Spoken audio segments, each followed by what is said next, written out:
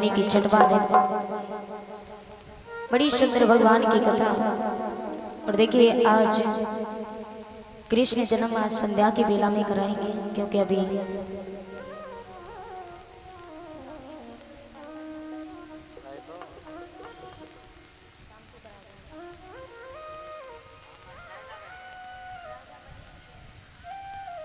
श्री राधा। आइए देखते हैं राजा बलि की कथा की तरफ, क्योंकि कल शाम को भी कृष्ण जन्म नहीं हो पाया बारिश की वजह से, और आज दिन में भी झांकी नहीं निकल पाएगी, तो इसलिए संध्या के बेला में कृष्ण जन्म होगा। तो राजा बलि की कथा श्रवण कराते हैं। हरिहर गंगा के किनारे 88,000 ऋषि मुनि बैठे। व्यास नंदन श्री सुखदेव जी कहते हैं, राजन परीक्षित, कश्यप ऋषि की पत्नी का नाम था अदिति। इनके 2 पुत्र हुए, हिरणाक्ष, हिरण्याकश्यप। देवताओं से भगवान श्री हरि नारायण ने कहा, मैं दैत्य कुल भूषण कश्यप और अदिति के ग्रस्त जीवन में वामन अवतार लूंगा। भगवान ने वामन अवतार क्यों लिया, क्या कारण था? वामन अवतार देवताओं के कार्य सिद्धि के लिए भगवान ने वामन अवतार धारण किया। भगवान विष्णु विचार करते कि यदि ये देवताओं के यहाँ राजा बलि यदि देवताओं के यहाँ गया तो देव बजेगा, इसलिए इसे दैत्य कुल में वंश में भेजना चाहिए। तो राजा बलि प्रहलाद के पुत्र थे विरोचन, और विरोचन के पुत्र हुए राजा बलि। दैत्य कुल में राजा बलि का अवतार हुआ। और राजा बलि की पत्नी का नाम था विंध्यावली। इनकी एक पुत्री थी जिनका नाम था रत्नमाला।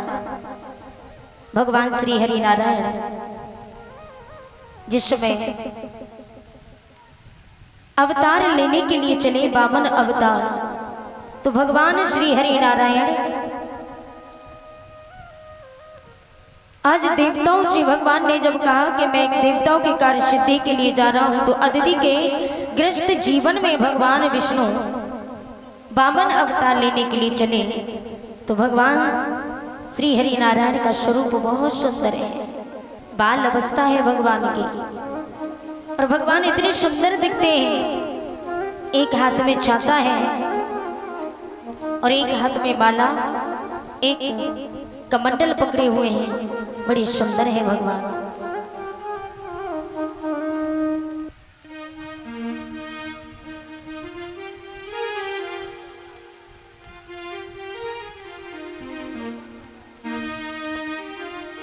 ताली बजाकर के सभी भक्त बोलेंगे कि वामन भगवान का हुआ अवतार। श्री हरि नारायण वामन अवतार धारण करके जिस समय आए, भगवान के 23 अवतार हो चुके हैं, और 24वां अवतार भगवान इस कलयुग में लेंगे, जो कलिक भगवान नाम से जाने जाएंगे इस कलयुग में। कि वामन भगवान का हुआ अवतार, देव हर साए रहे। वामन भगवान का हुआ अवतार, देव हर साए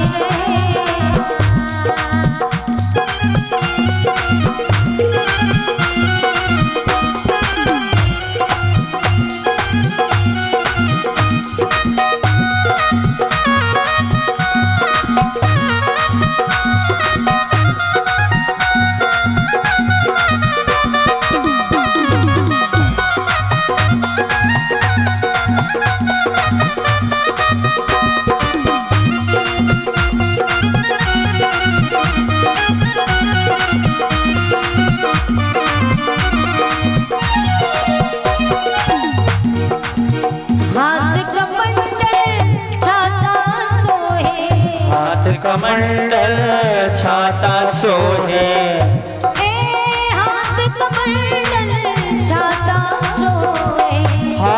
कमंडल छाता सोहे। हाथ कमंडल छाता सोहे। हाथ कमंडल छाता सोहे। हो जागी धागी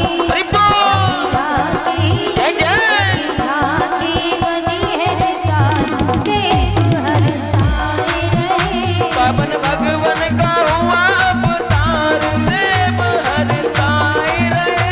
पावन भगवन का हुआ अवतार देव हर साए रहे।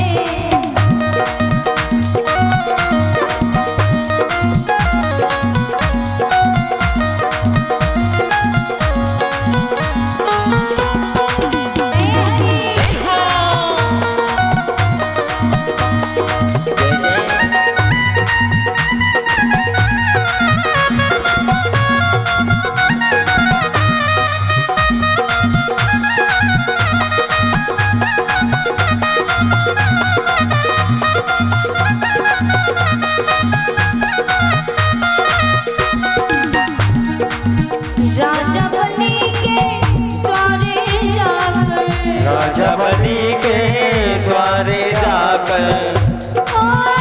राजा बलि के द्वारे जाकर। राजा बलि के द्वारे जाकर। राजा बलि के द्वारे जाकर। राजा बलि के द्वारे जाकर।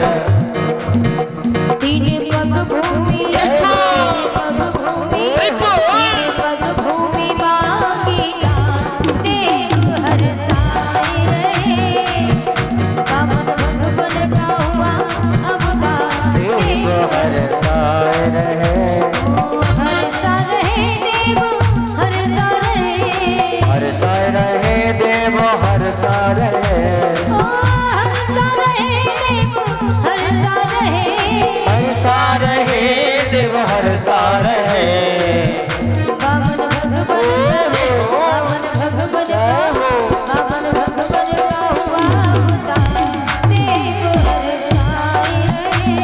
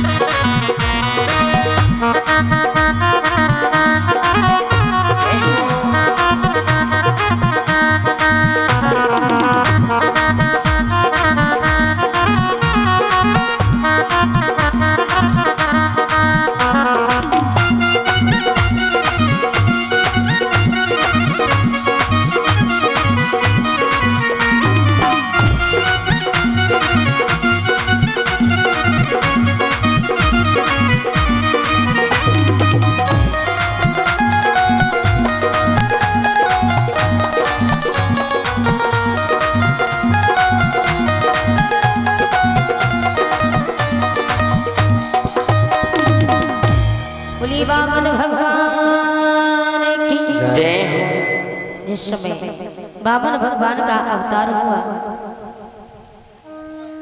तो वामन भगवान जाकर के छोटी मोटी भिक्षा मांग करके लाई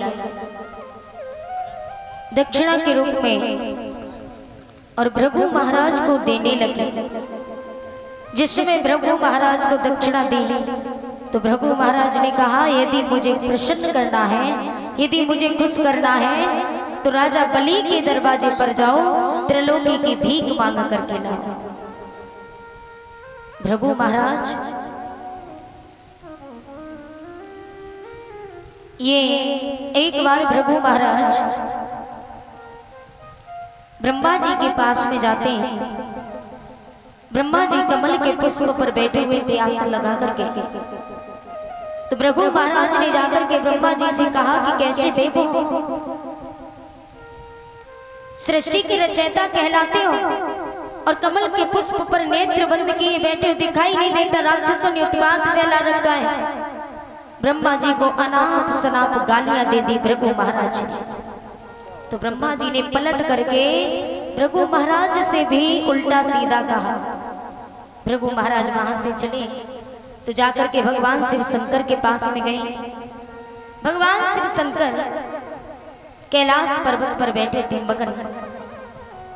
भृगु महाराज को और ही ज्यादा क्रोध आ गया। क्रोध में आकर के भगवान शिव शंकर को भी गालियां देने लगे। बहुत उल्टा सीधा कहा तो भगवान शिव शंकर ने भी पलट के भृगु महाराज से उल्टा सीधा कहा। वहां से भृगु महाराज विष्णु भगवान के पास में गए तो भगवान विष्णु अपनी सैया पर लेटे हुए थे, विश्राम कर रहे थे।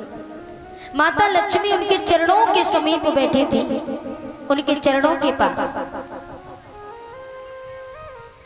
भगवान विष्णु को सोता देख भृगु महाराज को क्रोध आया और क्रोध में आकर के भृगु महाराज ने भगवान विष्णु के सीने पर लात मार दी। तो भगवान विष्णु एकदम से खड़े हुए और घबरा करके उठते हुए भृगु महाराज के पैरों को पकड़ लिया और सहलाने लगे। कहा, महाराज मेरे सीने में अपना पैर मारते समय कहीं आपके चोट तो न लगे। भृगु महाराज की आंखों में आंसू भर आए, शर्मिंदा हो गए और भगवान से कहा, प्रभु मैंने आपके सीने में लात मारी फिर भी आपने मेरा ही पैर सहलाया। भगवान ने कहा, महाराज मेरे तो कुछ नहीं हुआ, लेकिन कहीं आपकी चोट तो न लगी हो। तो भृगु महाराज उसी समय पश्चाताप करते। तो आज भी आपने देखा होगा लड्डू गोपाल की जो मूर्ति है उनके सीने पर पैर छपा हुआ है, वो भृगु महाराज का पांव है भगवान के सीने पर। लड्डू गोपाल की मूर्ति तो सबके घरों में होगी, उनके सीने पर पैर छपा है। वही भृगु महाराज भगवान विष्णु को, त्रिलोकी के नाथ को आज राजा बलि के दरवाजे पर भेजने के लिए कहते हैं, त्रिलोकी की भीख मांगने के लिए। लेकिन माता लक्ष्मी भगवान विष्णु के चरणों में हमेशा बैठी रहती, क्यों? माता लक्ष्मी भगवान विष्णु के चरणों में इसलिए रहती हैं क्योंकि माता लक्ष्मी एक बार कुलक्ष्मी से भेंट होती है। भगवान विष्णु और माता लक्ष्मी जब सैया पर विश्राम कर रहे होते हैं तभी कुलक्ष्मी वहां पर वास करती है। तो माता लक्ष्मी को क्रोध आ गया, कहा कि जब मैं अपने पति के साथ विश्राम करती हूँ तभी तेरा आना होता है। लक्ष्मी ने कहा लक्ष्मी से कि तुझे इतने अच्छे पति मिले, मैं भी चाहती हूँ कि विष्णु से मेरा विवाह हो जाए। तो माता लक्ष्मी को क्रोध आ गया, क्योंकि कोई भी स्त्री अपने सुहाग का बंटवारा नहीं कर सकती है। माता लक्ष्मी को क्रोध आ गया और क्रोध में आकर के कुलक्ष्मी को श्राप दे दिया। कहा, आज से तू यहाँ नहीं आएगी, तेरी वासना सिर्फ वही होगी जिस घर में कलह हो, दम्भ हो, जिस घर में गंदगी हो, जहां पर कुलच्छपना हो, वहीं पर तेरी वासना होगी। ये श्राप दे दिया कुलक्ष्मी को माता लक्ष्मी ने। इसलिए जिस घर में साफ सफाई नहीं होती है, माता लक्ष्मी भगवान विष्णु के चरणों में इसीलिए बैठी रहती है, उनके चरणों को दबाती रहती, कहीं धूल मिट्टी मेरे प्रभु के चरणों पे न समा जाए और यहाँ कुलक्ष्मी आ जाए, इसलिए उनके चरणों के पास हमेशा रहती है। कुछ माताओं को मैंने देखा है रसोई में जब भोजन पकाती हैं तो पाँव में चप्पल पहन करके भोजन पकाती हैं रसोई में बैठ के। तो हमें ऐसा नहीं करना चाहिए। जो माताएं ऐसा कार्य करती हैं वहां कुलक्ष्मी की वासना होती है, उस घर में हमेशा कलह होती रहेगी, हमेशा कलेश होती रहेगी। रसोई तो हमारी पवित्र होती है,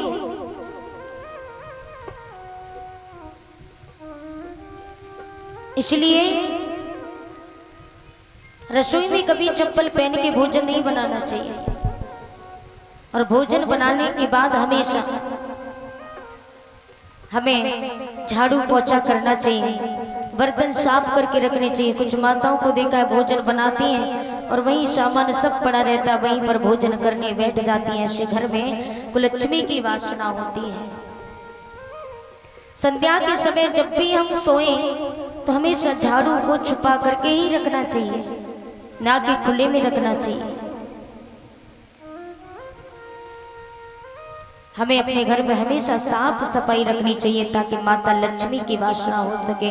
जिस घर में कलेश हो उस घर में कुलक्ष्मी रहती है, वहां से माता लक्ष्मी चली जाती हैं। एक बार एक सेठ जी की 4 बहुएं थी। सेठ जी ने अपने पुत्रों का विवाह किया, 4 बहुएं घर में आई। धीरे धीरे उस घर में झगड़ा बढ़ता गया। सेठ जी माता लक्ष्मी के बहुत बड़े पुजारी थे, माता लक्ष्मी का पूजन करते थे। धीरे धीरे जब उस घर में झगड़ा होने लगा, झगड़ा बढ़ने लगा, तो माता लक्ष्मी सेठ जी के स्वप्न में आई और सेठ जी से कहा कि सेठ जी, मैं तुम्हारे घर से अब जा रही हूँ, इसलिए हमसे यदि वरदान मांगना चाहते हो तो मांग लो, क्योंकि मैंने तुम्हें ये सलाह इसलिए दी है क्योंकि तुम मेरे बहुत बड़े भक्त हो। सेठ जी ने कहा, माता मैं क्या मांगू, आपका दिया हुआ सब कुछ तो है। माता लक्ष्मी ने कहा, फिर भी सोच लो, मांगना चाहते हो तो मांग लो। सेठ जी ने कहा, माता मैं अभी आपसे कुछ नहीं मांगूंगा, आप मेरे स्वप्न में कल आना तो मैं आपसे कल मांगूंगा। माता लक्ष्मी ने कहा, ठीक है। दूसरा दिवस हुआ, सेठ जी की आंख खुली। सेठ जी जाकर के अपनी पत्नी से पूछते हैं, बोले मेरे स्वप्न में माता लक्ष्मी आई और उन्होंने कहा कि हमसे वरदान मांग लो, बताइए क्या मांगे। घर परिवार के सब हंसने लगे। अरे सेठ जी कैसी बातें करते हो, स्वप्न तो स्वप्न होता है, स्वप्न कभी सच नहीं हो सकता। सेठ जी ने कहा, मैं सत्य कह रहा हूँ, मैं माता लक्ष्मी का भक्त हूँ, वो मेरे साथ, वो मेरे स्वप्न में आई थी, मैं झूठ नहीं बोल रहा। पत्नी ने कहा, चलो कोई बात नहीं, शायद हो सकता है। बोले यदि माता लक्ष्मी ने कहा है कुछ मांगने को तो एक काम करना, ज्यादा कुछ नहीं तो सिर्फ मेरे लिए सोने का एक हार मांग लेना। सेठ जी ने कहा, ठीक है। बहुओं से जाकर के पूछा तो बहुओं ने कहा, कोई कहता है मेरे लिए कार मांगना, कोई धन मांगता है। पुत्रों ने कहा, पिताजी मैं इन बातों पर विश्वास नहीं करता। बोले बेटा मैं सत्य कह रहा हूं। तो पुत्र हंसने लगे और हंसते हुए कहने लगे, पिताजी माता लक्ष्मी से कहना कि अमेरिका का जितना भी सोना है वो हमारे घर में आ जाए। सबसे छोटी बहू थी, बड़ी समझदार थी। सबसे छोटी बहू चुपचाप सबकी बात सुन रही थी। सेठ जी ने कहा, बहू तुम चुप क्यों हो, सब अपने नाना प्रकार की भावनाओं को बता रहे हैं, तुम भी कुछ बताओ। सब विविध प्रकार के प्रश्न कर रहे हैं, तुम भी कुछ बोलिए। तो छोटी बहू ने हाथ जोड़ करके कहा, पिताजी यदि माता लक्ष्मी स्वप्न में आई तो माता लक्ष्मी से सिर्फ एक ही वरदान मांगना कि मेरे घर में सुख शांति बनी रहे और हमें कुछ नहीं चाहिए। सेठ जी की आंखों में आंसू भर आया। अपनी बहू की अच्छाई देख करके सेठ जी रोने लगे। और जब संध्या हुई, सेठ जी सोए तो माता लक्ष्मी स्वप्न में आई। माता लक्ष्मी ने कहा, सेठ जी बताओ कुछ सोचा, मांगिए क्या मांगना चाहते हो। सेठ जी ने हाथ जोड़ के कहा, माँ मुझे कुछ नहीं चाहिए, मेरी झोली में सिर्फ इतना डाल दो मैं कि मेरे घर से कभी सुख शांति न जाए, मेरे घर में हमेशा सुख शांति बनी रहे। माता लक्ष्मी ने जैसी ये बात सुनी तो माता लक्ष्मी कहने लगी, सेठ जी तुमने ये क्या मांग लिया। अरे वरदान भी मांगा तो ऐसा कि मैं तुम्हारे घर से अब कभी जा ही नहीं पाऊंगी, क्योंकि जिस घर में सुख शांति रहती है वही लक्ष्मी माता की वासना होती है। बोलिए लक्ष्मी माता की। और माता लक्ष्मी उसी घर में वास करती है। गुरुवो यत्र पूज्यते वाणी यत्र स्वतंत्रता, अजंतो कलहो यत्र तत्र शक्रवाप्यहम्। माता लक्ष्मी उसी घर में वासना करती है जिस घर में गुरुओं का आदर हो। गुरुवो यत्र पूज्यते, जहाँ गुरुओं का आदर हो, सम्मान हो, गुरु की पूजा की जाती हो। गुरुवो यत्र पूज्यते वाणी यत्र स्वतंत्रता, जिस घर में वाणी में सभ्यता हो, अजंतो कलहो यत्र तत्र शत्रुवाप्यहम्। और जिस घर में प्रेम होता हो उस घर में माता लक्ष्मी की वासना होती है। बोली लक्ष्मी नारायण भगवान की। अब जिस समय भृगु महाराज ने कहा यदि हमें प्रसन्न करना चाहते हो तो जाइए, सबसे पहले जाकर के राजा बलि के दरवाजे पर जाओ, वहां से त्रैलोकी की भिक्षा मांग करके लाओ तो मैं प्रसन्न हो जाऊंगा। इन छोटी मोटी भिक्षाओं से मैं प्रसन्न नहीं होने वाला। भगवान ने कहा ठीक है। आज भगवान श्री हरि नारायण जो बावन भगवान है, 12 अवतार है, 52 अवतार, जाकर के राजा बलि के दरवाजे पर पहुंचे। राजा बलि ने 101 यज्ञ करने का प्रयत्न किया। मन में ठाना 100 यज्ञ कर चुका, लास्टवा यज्ञ कर रहा था। तो राजा बलि के दरवाजे पर जो भी जाता उन्हें खाली हाथ नहीं लौटाते, कुछ ना कुछ भेंट जरूर करते। भगवान जिस समय राजा बलि के दरवाजे पर गए तो राजा बलि ने देखा इतना सुंदर चित्र। देख करके राजा बलि भगवान की जो लालिमा थी, चेहरे की लालिमा देख करके राजा बलि देखते रह गए और प्रणाम करने लगे। स्वागतम ते नमस्तुभ्यं ब्रह्मं किं करावमते। राजा बलि ने भगवान को प्रणाम किया। स्वागतम ते नमस्तुभ्यं ब्रह्मं किं करावमते। ब्रह्म ऋषिणाम तपः साक्षात् मनेत्रार्यव गुरु धर्मा। राजा बलि ने हाथ जोड़ करके कहा स्वागतम ते नमस्तुभ्यं, मैं आपका बहुत बहुत स्वागत करता हूँ।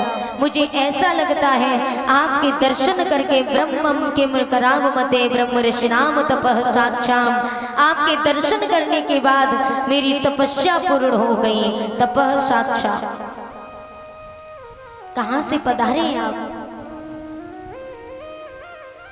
मांगिए, आप क्या मांगना चाहते हो? भगवान ने कहा मुझे कुछ नहीं चाहिए। अरे मैं ठहरा बाल ब्रह्मचारी, मेरी मैया ने हाथ में छाता दिया है धूप से और बरसात से बचाव के लिए, हाथ में कमंडल है प्यास लगे पानी पीने के लिए, और एक हाथ में माला है भगवान का भजन करने के लिए। मुझे क्या चाहिए? मैं बाल योगी बाल ब्रह्मचारी, मुझे चाहिए भी क्या? राजा बलि ने कहा नहीं प्रभु, मांगिए, क्या मांगना चाहते हैं, हम आपको ऐसे नहीं जाने देंगे। राजा बलि पूर्व जन्म में कौन थे?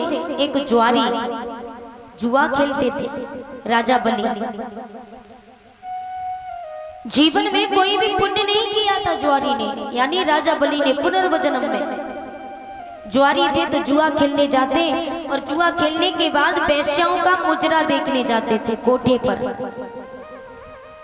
एक दिन जब जुआ जीत गए, बहुत धन जीत जाते हैं, तो वही उसी धन से सोने का हार बनवा करके वो वेश्या को देने के लिए जा रहे थे, लेकिन रास्ते में मौत ने घेर लिया। रास्ते में जब मौत ने घेरा तो भगवान शिव शंकर के मंदिर के समीप बिल्कुल मौत ने जब घेर लिया, ज्वारी ने देखा अब हमारे प्राण नहीं बचेंगे, मैं वेश्या तक नहीं पहुंच पाऊंगा, तो वो सोने का हार मरते समय भगवान के चरणों में अर्पण कर दिया और प्राणों को त्याग दिया। यम के दूत जिस समय प्राण लेकर के यमलोक पहुंचे, यमराज ने चित्रगुप्त से कहा चित्रगुप्त इसकी जरा फाइल देख करके बताओ तो इसने जीवन में कितना पुण्य किया कितना पाप किया। चित्रगुप्त ने कहा महाराज इसने जीवन में पाप ही पाप किया है, कोई पुण्य नहीं किया, मात्र एक पुण्य किया है, वो भी धोखे से, जानबूझ के नहीं, वो भी धोखे से। जुआ जब खेला जुआ का पैसा जीत करके सोने का हार बनवा के वेश्या को देने जा रहा था, लेकिन रास्ते में इसे मौत ने घेर लिया। जब वेश्या के पास नहीं पहुंच सका तो सोने का हार भगवान के चरणों में अर्पण कर दिया। यदि मौत न घेरती तो वो भी पुण्य ये जीवन में नहीं करता। यमराज ने कहा, बताओ भैया, तुम्हारा जीवन में पाप ही पाप है, एक पुण्य है मात्र। अब बताइए, उस पुण्य का भोग पहले भोगना चाहते हो कि पहले पाप भोगना चाहते हो? ज्वारी ने कहा, पाप तो भोगना ही भोगना है। पाप भोगते भोगते पता नहीं पुण्य का आनंद भोगो तो उसका आनंद ना ले पाऊं तो उससे क्या फायदा? पाप तो भोगना ही है, पहले पुण्य का आनंद लेते हैं, उसके बाद में पाप भोगूंगा। तो यमराज ने कहा, बताइए क्या चाहते हो, क्या इच्छा है? ज्वारी ने कहा, मैं ज्यादा कुछ नहीं, मुझे थोड़ी देर के लिए इंद्र बना दो, इंद्र का इंद्रासन सौंप दो। यमराज ने थोड़ी देर के लिए इंद्र बना दिया, इंद्र का इंद्रासन सौंप दिया। तो मरने के बाद भी उसने क्या किया? अप्सराओं को दरबार में नचाने लगा। जीते जी वैश्याओं का नाच देखता रहा। मरने के बाद इंद्र सभा में इंद्र बन करके बैठ गया, अप्सराओं को नचाने लगा, नृत्य देखने लगा। देवऋषि नारद ने देखा, अरे भैया पागल हो, बोले जीते जी तो कोई पुण्य कमा नहीं सके, जीते जी वैश्यों का मुजरा देखते रहे, नाच देखते रहे, और मरने के बाद भी तुम्हें चैन नहीं पड़ा जो अप्सराओं को नचाने लगे।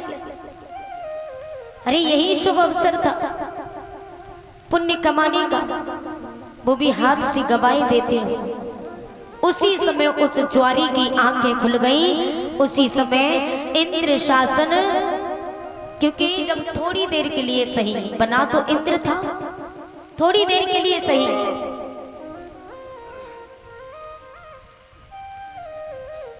थोड़ी देर के लिए इंद्र बना, लेकिन बना तो सही।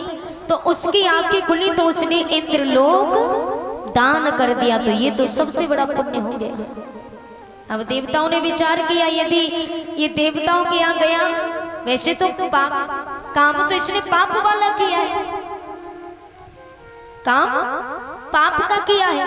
अब देवताओं के यहाँ गया तो देवता बजेगा, क्योंकि पाप बहुत किया, और पाप करने के बाद देव बजे तो ये भी गलत बात है। देवताओं ने विचार किया, इसलिए इसे दैत्य कुल में भेज दो। तब राजा बलि दैत्य कुल में प्रहलाद के पुत्र, क्योंकि दैत्यों का वंश चला आ रहा था, हिरण्याकश्यप के पुत्र प्रहलाद, लेकिन प्रहलाद भगवान के भक्त थे। अब प्रहलाद के पुत्र हुए विरोचन, विरोचन के पुत्र हुए राजा बलि। इस जन्म में राजा बलि ने दान पुण्य बहुत किया, इसलिए आज इनकी कथाएं गाई जाती हैं। बोलिए बामन भगवान की जय। अब भगवान बामन अवतार लेकर के जब पहुंचे, जब बामन अवतार लेकर के पहुंचे राजा बलि के दरवाजे पर, रत्नमाला ने देखा। रत्नमाला भगवान को देख करके कहती, कितना सुंदर बालक है, काश मैं इसकी माँ होती, ये मेरा पुत्र होता तो मैं इसे अपने स्तनों का दुग्ध पान कराती। भगवान ने वरदान दे दिया, ऐ मस्तु ऐसा ही होगा, लेकिन द्वापुर में जाकर के। चलिए रत्नमाला पूतना बनी। इधर राजा बलि ने कहा, मांग लो, क्या मांगना चाहते हो? भगवान ने कहा, मुझे नहीं कुछ चाहिए। बोले नहीं, आपको कुछ ना कुछ तो लेना पड़ेगा, क्योंकि हम अपने दरवाजे से किसी को खाली हाथ जाने नहीं देते। भगवान ने कहा, ठीक है, देना ही चाहते हो तो ज्यादा कुछ नहीं, हमें 3 पग भूमि दान कर दो। राजा बलि ने कहा, 3 पग भूमि?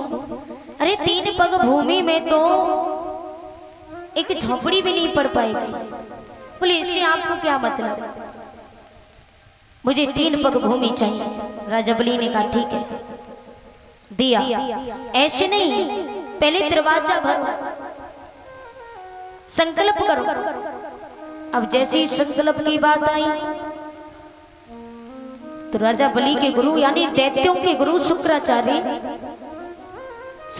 समझ गए कि ये कोई साधारण बालक नहीं है, क्योंकि बात संकल्प की आई है। तो अब राजा बलि संकल्प करने के तैयार हो गए। शुक्राचार्य ने योग शक्ति से देखा ये कोई साधारण बालक नहीं है, तो साक्षात विष्णु भगवान पधारे। तो शुक्राचार्य राजा बलि को एकांत में ले गए, बोले पागल हो, बोले तुम किसको दान करने जा रहे हो? अरे ये कोई साधारण बालक नहीं है, स्वयं साक्षात श्री हरि नारायण पधारे हैं। राजा बलि ने कहा गुरुदेव यदि ऐसी ही बातें प्रभु मेरे द्वारे पर आए हैं तो मैं अवश्य उनको दूंगा, मैं पीछे नहीं हटूंगा। आज राजा बलि तैयार हो गए संकल्प करने के लिए। संकल्प करने लगे। भगवान ने जिसमें पानी राजा बलि की अंजलि में देते हैं, तो शुक्राचार्य ततैया बन करके सागर की नौक में बैठ जाते हैं। जब सागर की नौक में बैठे तो भगवान ने पानी डाला, पानी नहीं आया। तो भगवान ने कहा शायद इसमें कोई कूड़ा अटक गया है। तो भगवान एक सीख लेकर के और उसमें सागर की नौक में डालते हैं, तो शुक्राचार्य की आंख फूट जाती है। निकल करके घबराते हुए आए, आंख से खून बहने लगा और उसी समय कहने लगे कि लेते है कोई देते है कोई, आंख शुक्र ने व्यर्थ में खोई। आज शुक्राचार्य की एक आंख फूट जाती है। अब अंजलि में जल लेकर के राजा बलि ने संकल्प कर दिया, और जैसे ही संकल्प किया भगवान ने विराट रूप धारण कर लिया। बोलिए वामन भगवान की। भगवान ने विराट रूप धारण किया। इतना विशाल रूप भगवान ने धारण किया है कि राजा बलि भगवान के अंगूठे कितने बराबर दिखने लगे। राजा बलि ने कहा प्रभु ये तो सरासर बेईमानी है। बोले इससे आपको क्या मतलब? मैं अपने पांव छोटे करूं या बड़े करूं? पैर तो मेरे ही है, अपने पैर से 3 पग भूमि नापूंगा।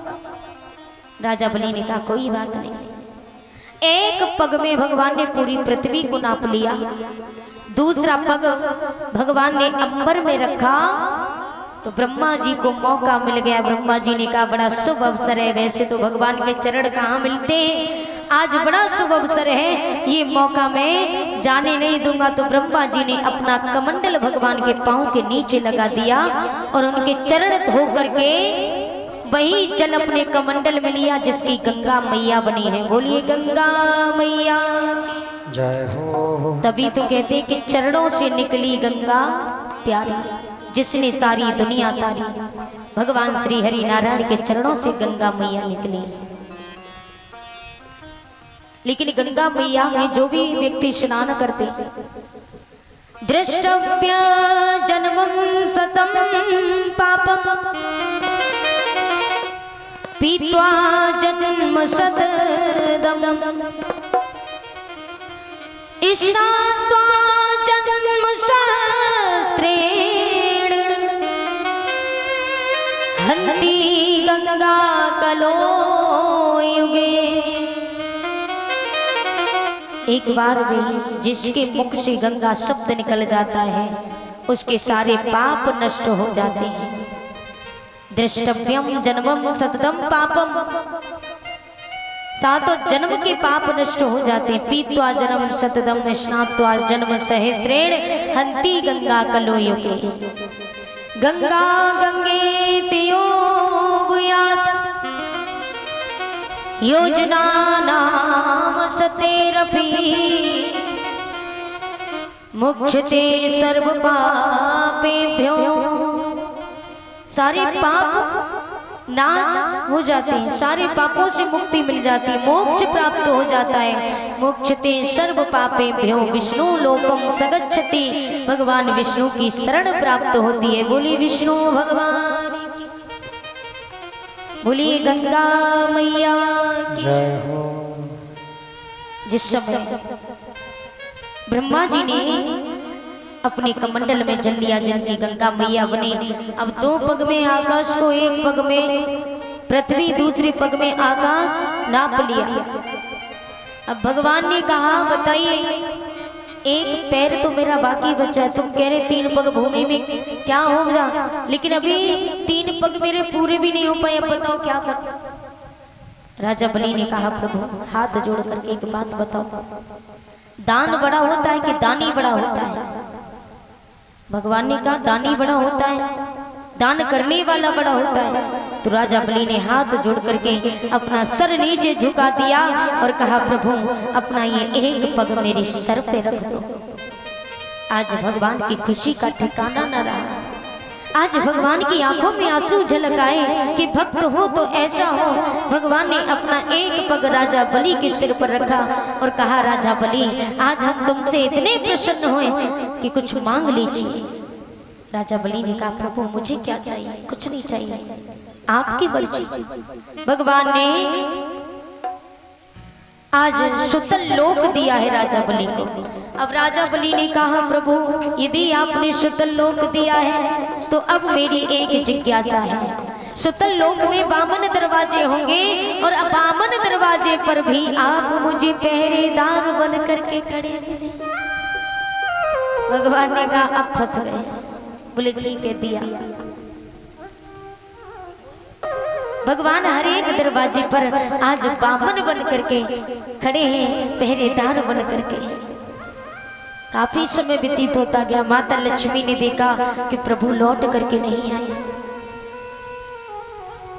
न जाने प्रभु कहाँ गए। तो उसी समय नारद जी ने कहा मैया अब प्रभु कभी लौट के नहीं आएंगे। बोले क्यों? क्योंकि प्रभु आजकल परमानेंटली नौकरी कर रहे हैं। बोले कहाँ? नारद जी ने कहा मैया प्रभु तो राजा बलि के दरवाजे पर पहरेदार बन करके खड़े। माता लक्ष्मी ने कहा अब क्या होगा? बोले प्रभु ने खुद वरदान दिया है, इसमें कोई क्या कर सके। माता लक्ष्मी चिंता में पड़ गई। नारद जी ने कहा एक काम करना, रक्षाबंधन का त्योहार आ रहा है, आप एक धागा लेकर के जाना, राजा बलि की कलाई में बांध देना और जो भी उनके दरवाजे पर जाते हैं उनसे जो मांगो वो कभी मना नहीं करते, जो मांगो वो दे देते। माता लक्ष्मी ने कहा ठीक है। समय आने पर माता लक्ष्मी राजा बलि के दरवाजे पर गई और कहा भैया अपनी कलाई आगे कर दो। राजा बलि ने कलाई आगे की, माता लक्ष्मी ने राखी बांधी। राजा बलि ने कहा मांग लो, क्या मांगना चाहती? तो कहा भैया ज्यादा कुछ नहीं, आपके द्वारे पर जो पहरेदार बन करके खड़े हैं मुझे उन्हीं को दे दो। राजा बलि ने कहा वो कौन है तुम्हारे, उन्हीं को क्या मांगना चाहती हो? तो माता लक्ष्मी ने कहा भैया वही तो मेरे पति। आज राजा बलि इतने प्रसन्न हुए कि आज स्वयं लक्ष्मी नारायण मेरे दरवाजे पर पधारे हैं। मुझे और क्या चाहिए? आज मेरा जीवन धन्य हो गया, मेरे मन की अभिलाषा जो थी वो पूर्ण हो गई। राजा बलि ने कहा जाओ दिया। माता लक्ष्मी भगवान के पास में पहुंची तो भगवान ने देखा लक्ष्मी जी कहाँ से आ गए। अब भगवान ने शर्म के मारे नीचे नजरें झुका ली। माता लक्ष्मी ने कहा प्रभु आजकल ससुराल में नौकरी तो बहुत अच्छी कर रहे हो, जो संडे की भी छुट्टी नहीं है। भगवान ने कहा ससुराल? किसकी ससुराल, कैसी ससुराल? बोले ससुराल तो है ही, मेरा मायका आपकी ससुराल। बोले वो कैसे? बोले राजा बलि की कलाई में मैंने राखी बांधी, वो मेरा भैया हुआ तो आपका तो साला हुआ ना। भगवान हंसने लगे और माता लक्ष्मी भगवान को लेकर के क्षीर सागर में पहुंच जाती है। बोली लक्ष्मी नारायण भगवान की जय हो। जय जय श्री राधे श्याम। आइए दुल्हन का भजन बोलें, उसके बाद आरती हो।